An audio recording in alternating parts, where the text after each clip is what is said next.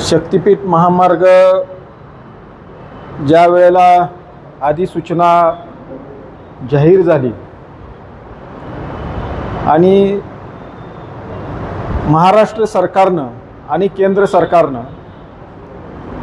जे काय जमीन अधिग्रहणाचे कायदे अस्तित्वात आणले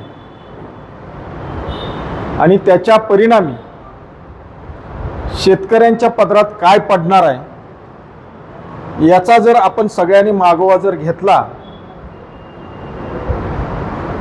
तर शेतकऱ्यांच्या पदरी ही निराशाच पडणार आहे आणि हित कुणाचं होणार आहे तर या राज्यामधल्या देशामधल्या कंत्राटदारांचं हित होणार आहे।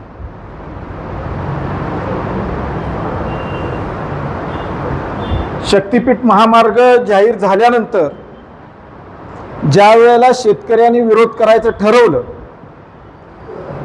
त्यावेळेपासून सरकारचे प्रतिनिधी, सरकारचे अधिकारी, प्रशासकीय अधिकारी एवढंच सांगताना आपल्याला दिसतात की आम्ही 5 पट रक्कम देणार आहे, पण कशाच्या 5 पट हे त्यांनी कधीही सांगितलेलं नाही। कायद्याचा जर विचार जर केला, माझ्याकडे त्या कायद्याच्या प्रती आहे, 2013चा कायदा आहे, त्या 13च्या कायद्याप्रमाणे जरी विचार केला तरी सुद्धा आपल्याला रेडी रेकनरच्या 5 पट रक्कम आपल्याला मिळणार आहे। आता त्याचा हिशोब करताना सुद्धा ते म्हणताना 5 पट म्हणतात, पण दुसऱ्या बाजूला रक्कम ज्या वेळेला आपल्या खात्यात जमा होती त्यावेळेला ती 4 पटच होती। आता ह्याचं गणित कसं आहे? तुम्ही अधिकाऱ्यांशी चर्चा करा, ते पहिल्या रकमेची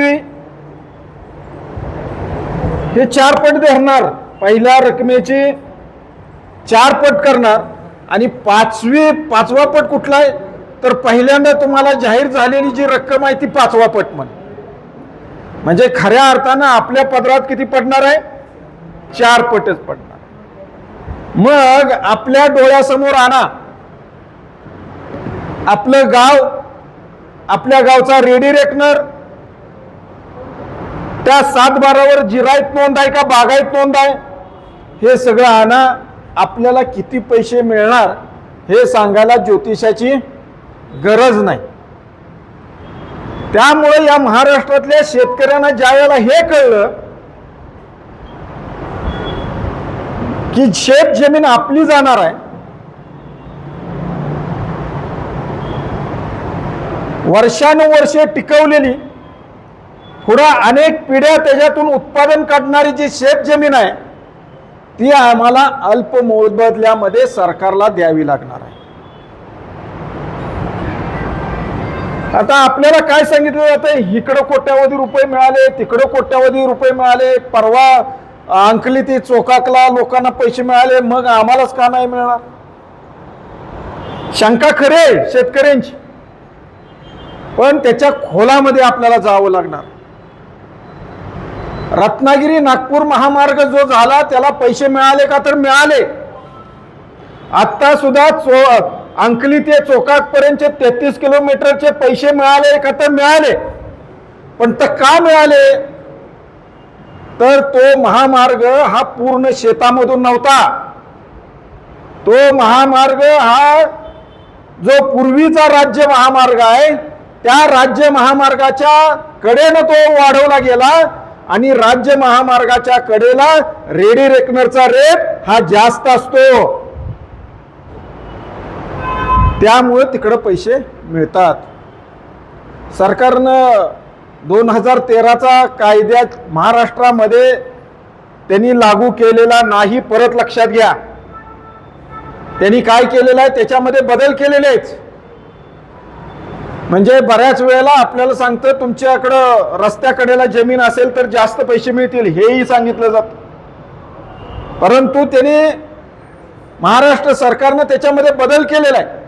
काय बदल केलेला आहे तर जर समजा तुमची जमीन रस्त्याच्या किंवा महामार्गाच्या कडेला असेल, म्हणजे विजापूर गुहागर महामार्ग पुढे गेलाय कुंडलच्या पुढं, तिथं ज्याची जमीन असेल तिथं रेडी रेकनरचा दर जास्त 100% जास्त असणार आहे. परंतु पैसे कसे मिळणार आहेत तुम्हाला? पैसे पहिल्या गुंठ्याला 100%, म्हणजे 100 रुपये रेडी रेकनरचा दर असेल तर 100 रुपये मिळणार.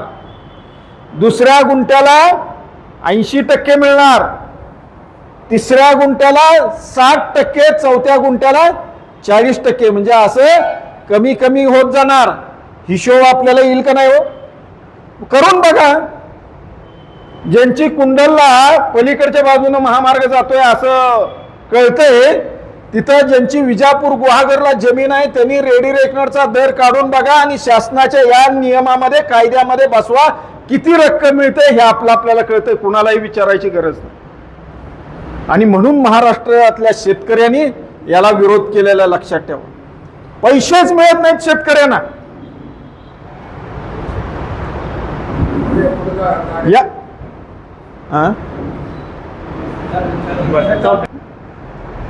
पूर्ण कॅरिडॉर आहे, तो शेतामधून जातोय. तिथले अवॉर्ड जाहीर झालेत. तुम्ही माहिती काढून बघा, तिकडच्या शेतकऱ्यांना विचारा कितीपर्यंत व्हॅल्युएशन झाले हो. 1 लाखापासून 6 लाखापर्यंत झालेलं आहे. किती? 1 लाखापासून 6 लाखापर्यंत. कुठं महाराष्ट्रात 1 एकर 6 लाखाला जमीन मिळते हो? महाराष्ट्रात कुठंतरी एक. आणि हे सांगताना काय सांगतात, आम्ही 4 पट दिला. 4 पट होऊन जर 6 लाख रुपये जर असेल तर मूल्यांकन किती केलं? 1.5-2 लाखापेक्षा जास्त नाही हो. म्हणजे एवढ्या कमी मोबदल्यामध्ये आज जमीन द्यावी लागणार आहे. त्यामुळे शेतकऱ्याने विरोध केलेला आहे. काही नुकसान भरपाई आपल्याला मिळत नाही. आपल्या पिकाचं व्हॅल्युएशन होतं, नुकसान भरपाई म्हणजे काय? ही जमिनीचं मूल्यांकन झालं. आता एकदा जर ऊस आपण आपल्या भागामध्ये लावला, द्राक्ष बाग जर घेतली तर पुढच्या अनेक वर्ष उत्पादन मिळणार आहे ना आपल्याला. पण त्याचं मूल्यांकन किती करतात? झाडाला 300 रुपये नाही तर 400 रुपये. आता पुढच्या अनेक वर्ष ते झाड टिकणार असते, त्याचं तुम्ही एवढं कमी मूल्यांकन करणार? विहीर आपली आहे, ते विहीर किती वर्षाचे आहे आणि पुढे किती वर्ष चालू राहणार आहे हे नाहीत बघत. किती जुनी झालेली आहे आणि त्यावेळेचा किती दर असेल त्याच्यावर व्हॅल्युएशन करतात. म्हणजे सगळा जो तोटा जो आहे तो शेतकऱ्यांच्या वाट्याला, लक्षात ठेवा. आणि फायदा जो आहे तो फायदा हा कंत्राटदार आणि राज्यकर्त्यांना जातोय, हेही त्याच्याबरोबर लक्षात घ्या. आता कसं याचं पण आपल्याला उदाहरण. आपला जो शक्तीपीठ महामार्ग जाणारा जो आहे याचं बजेट किती आहे कोणाला माहित आहे? 1,05,000 कोटी रुपये. किती? 1,05,000 कोटी रुपये. ह्याच्यावर शून्य तर आपल्याला गोंधळून जाईन आपण. एवढं बजेट आहे. हा महामार्गाची लांबी किती आहे? 802 कोटी रुपये. आपला 802 किलोमीटर आहे लांबी. 6 पदरी मार्ग.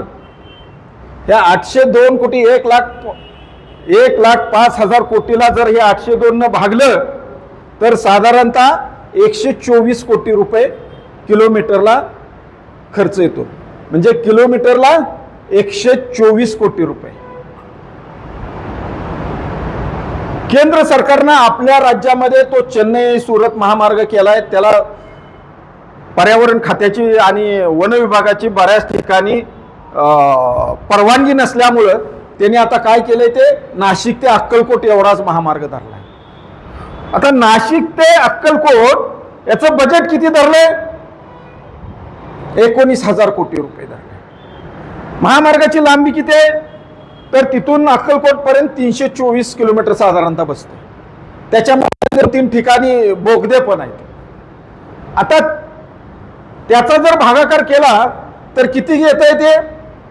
तर साधारणतः ते 51 कोटी वगैरे येतंय. मग नाशिक ते अक्कलकोट या महामार्गासाठी 51 कोटी रुपये खर्च, 6 लेनचाच महामार्ग आहे. आणि शक्तीपीठला मग 124 कोटी रुपये. ही काय भानगड आहे? काय आहे नेमकं अर्थकारण हे? म्हणजे त्याच राज्यामध्ये तुम्ही एका महामार्गाचं बजेट धरत असताना किलोमीटरला 51 कोटी रुपये धरता.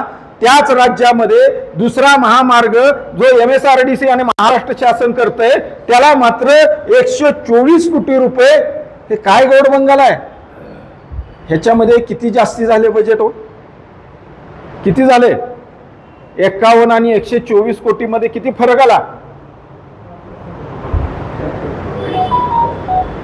आहे का नाही? म्हणजे एवढं बजेट जास्त कशासाठी आहे? तुम्हाला किती रक्कम शेतकऱ्यांना दिली जाणार आहे हे आपल्याला माहित आहे. हे आम्ही आमच्या जमिनीचा रेडी रेकनर आम्ही काढू शकतो. त्याचे 4 पट किती रक्कम होती आम्हाला कळतं. बागेचं साधारणतः किती रक्कम होणार आहे आम्हाला कळते. ऊसाचं किती होणार आहे आम्हाला कळते. विहिरीचं स्थावर मालमत्ता हे सगळं समजते. पण एवढी कमी रक्कम आम्हाला आणि मग एवढ्या मोठ्याचं बजेट धरायचं कारण काय? सरळ सरळ ह्याच्यामध्ये भ्रष्टाचाराला मोठ्या प्रमाणात वाव ठेवलेला आहे हे आपण समजून घेतलं पाहिजे. म्हणजे कुणाचं हित बघायचं आहे ना? कंत्राटदाराचं हित बघायचं आहे. म्हणजे एकूण बजेटमध्ये जवळजवळ 50,000 कोटी रुपये. किती आकडा सांगतोय मी? 50,000 कोटी रुपये यांनी जादाचं बजेट धरलेलं आहे. त्यातला 1 रुपया पण शेतकऱ्याच्या वाटणीला नाही. त्या वरच्या 50,000 रुपये महामार्ग आणि शेतकरी, महामार्गाला जो काय खर्च होईल तो आणि शेतकऱ्यांना जी काय रक्कम येणार ती त्याच्यामध्ये. बाकीचे पैसे हे कोण घेणार, किती घेणार, काय घेणार हे जगजाहीर आहे. हे आपल्याला पण माहिती आहे. त्यामुळे याच्यामध्ये फार मोठा तोटा कोणाचा असेल तर तो शेतकऱ्याचा आहे. आता शेतकऱ्याला जर हे बघा महाराष्ट्रामध्ये या 1-2 जिल्हे जर सोडले विदर्भातले तर बाकी सगळ्या शेतकऱ्यांनी विरोध केलेला आहे. आता ते वर्धा आणि यवतमाळचा तो भाग आहे, पिकतच काही नाही, त्यामुळे त्यांनी मोजण्या होऊ दिलेले आहेत. पण तुम्हाला हे पण सांगतो, अजून एकाही जिल्ह्याचा अवॉर्ड जाहीर केलं नाही. अवॉर्ड जाहीर जर केले ना 100% सांगतो वर्धा यवतमाळ मधले सुद्धा शेतकरी विरोध करतायत का नाही बघा तुम्ही. आम्ही इथल्या प्रांतांना सांगितलं ना, शेटपळे गावचं तुम्ही मोजण्या केलेत ना, शेटपळेचं व्हॅल्युएशन करा आणि लोकांना सांगा अवॉर्ड जाहीर करा. तयार नाहीत हे प्रशासन, अवॉर्ड जाहीर करायला तयार नाही. त्यांना पण माहिती आहे की अवॉर्ड जाहीर केले तर उरलेली मोजणी लोक होऊ देणार नाहीत. मोजण्या अडवण्याचंच कारण हे आहे की पुढे सरकार जाऊच शकत नाही. एकदा मोजणी झाली की ते सगळं पुढचं करायला रिकामे झाले. त्यामुळे शेतकऱ्यांनी समजून उमजून ज्या संयुक्त मोजण्या त्या संयुक्त मोजण्या या महाराष्ट्रामध्ये अडवलेल्या आणि म्हणून हा जो होणारा शेतकऱ्यांचा तोटा आहे तो कशातही भरून न येणारा तोटा आहे. म्हणून शेतकऱ्यांनी विरोध केलेला आहे. राहिला विकासाचा, गावातले साधारणतः 10-12 शेतकरी 20-25 ला इतर 50 पर्यंतचे शेतकरी बाधित असतात. बाकीचे सगळे गावातले जे आहेत ते स्वतःला विकास पुरुष समजतात आणि काय म्हणतात, गावाशेजारून शक्तीपीठ चाललेलं आहे, विकास होऊ द्या म्हणतात का नाही? म्हणतात का नाही? तुम्ही मला एक सांगा, तुम्ही सगळेच जण, आपण सगळेच पुणे ते मुंबई हायवेवरनं गेलोय का नाही? गेलोय की नाही सांगा? गेलोय की नाही? तुम्ही पुण्याच्या तिथं वळून त्या महामार्गाला लागला की पुढं घाटापर्यंत 1 फूड मॉल आहे. किती आहे? 1 फूड मॉल. का झालंय कुठं? हॉटेल झालंय, ढाबा झालाय का कुणाचं दुकान झालंय? कुठल्या गावातल्या माणसाला बोरं इकू दिल्यात, कुणाला केळी इकू दिल्यात, कुणाला सफरचंद इकू दिल्यात, का चहाची टपरी झाल्या कुठं? झाल्या का कुठं? किती वर्ष झाली तो महामार्ग होऊन? साधारणतः 96-97 साली झालाय. जवळ 28-29 वर्ष झाली. पण त्या ठिकाणी त्या महामार्गामध्ये ज्यांच्या जमिनी गेल्या त्यांच्या जमिनी अजूनही शिल्लक आहेत, परंतु त्या शिल्लक राहिलेल्या जमिनीमध्ये ते साधी टपरी उभा करू शकलेले नाहीत. मग आपल्याला कसली स्वप्न दाखवायला लागलेले आहेत, विकास होईल, तुमच्या गावाला धंदे येतील, कारखानदार होईल, सांगितलं जातंय आपल्याला. आता एवढे मोठे समृद्धी महामार्गाला जावा, समृद्धी महामार्गाला तर 40-40 किलोमीटर आपल्याला पाणी विकत घ्यायचं म्हटलं तरी जमत नाही, नाही होत, पाणी कुठं मिळत नाही. मी परवा मुंबईवरून नाशिकला निघालो होतो आणि इगतपुरीच्या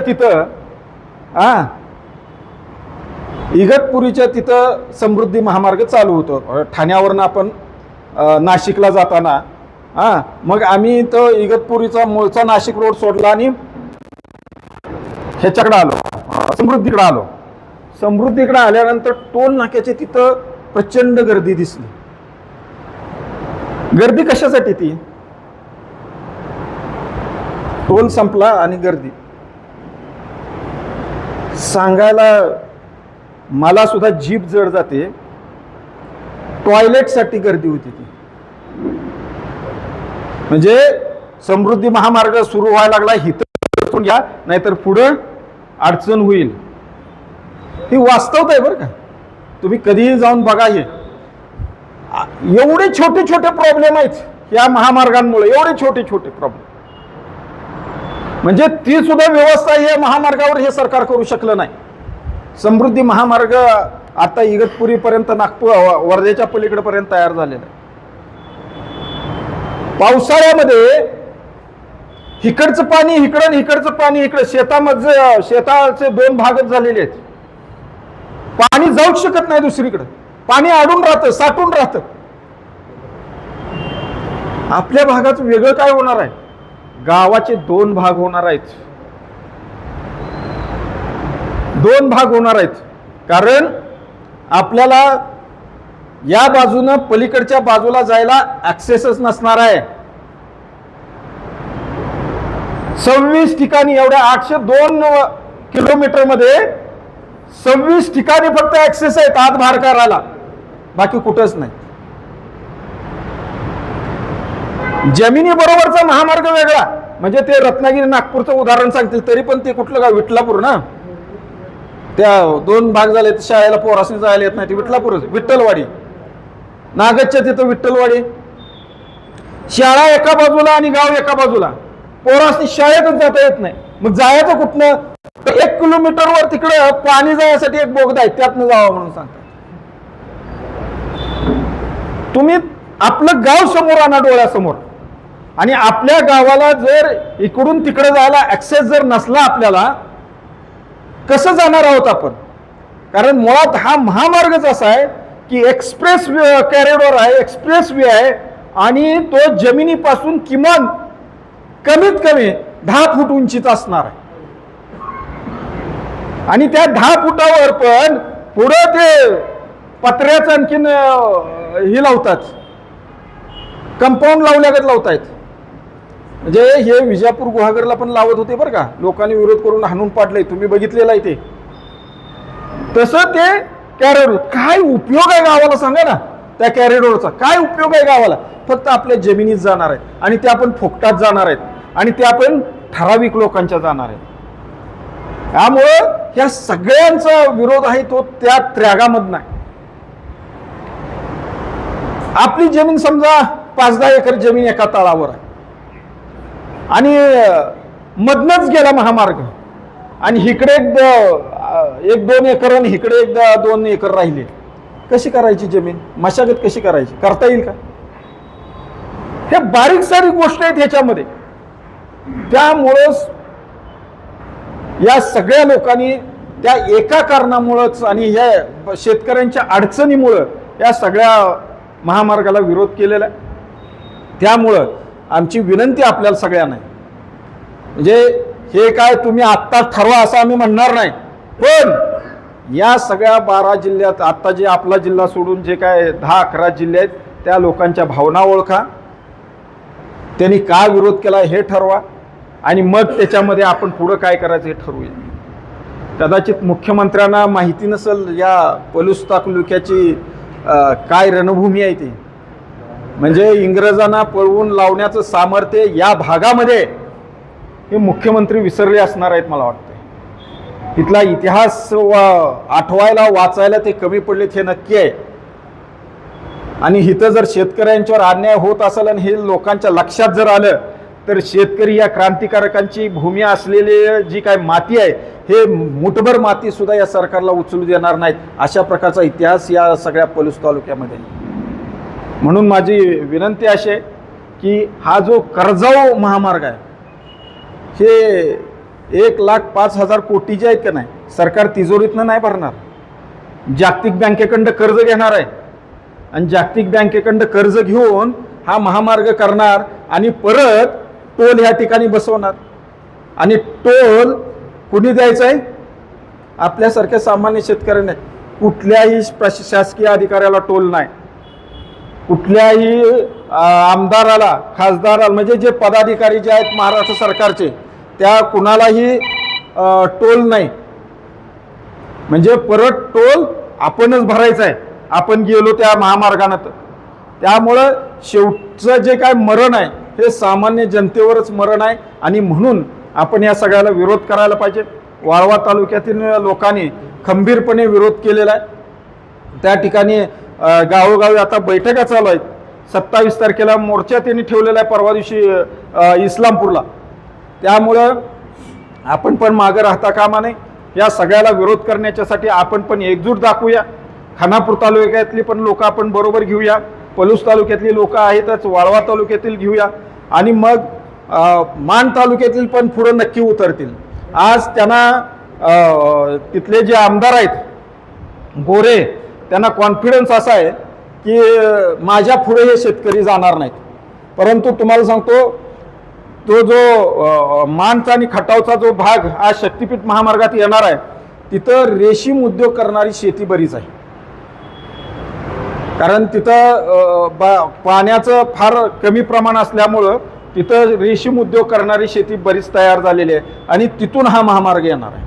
त्यामुळं तिथले शेतकरी आज जरी विरोध केला नाही तरी पुढे नक्की विरोधामध्ये राहणार हे नक्की आहे। त्यामुळं आपण सगळ्यांनी सारासार विचार करावा, ह्यातले फायदे तोटे तुम्ही स्वतः आणखीन विचार करा। म्हणजे कोण उमेश देशमुख, कोण नाना किंवा दिगंबर कांबळे हे येऊन सांगतायत अशातला भाग नाही म्हणून तुम्ही हे करा असं नाही। तुम्ही तुमच्या मनाने विचार करा। 2013चा कायदा जो आहे तो अभ्यासा, त्याच्यामध्ये बदल ह्या सरकारने केलेले ते अभ्यासा, कारण ह्याच्यामध्ये मुळात नोटीसच येते ना, ते नोटीसच 1955च्या जमीन अधिग्रहण कायद्याने येते। मग इंग्रजांच्या काळात इंग्रजांना घालवले पण कायदे अजून त्या काळातले, म्हणजे 1955चा जरी असला तरी तो 1894च्या कायद्याच्या आधारावरच आहे, वेगळं काहीच नाही। त्याच्यात काहीच अधिकार नाहीत आपल्याला। फक्त पहिला अधिकार कुठला आहे तर तो संयुक्त मोजणी न होऊ देण्याचा अधिकार आहे। त्यामुळे आपण सगळ्यांनी सारासार विचार करा आणि विचार करून आपण याच्यामध्ये काय नेमकं करायचं ते भविष्यात ठरवूया। एवढंच या ठिकाणी सांगतो आणि थांबतो। इन्क्लाब जिंदाबाद।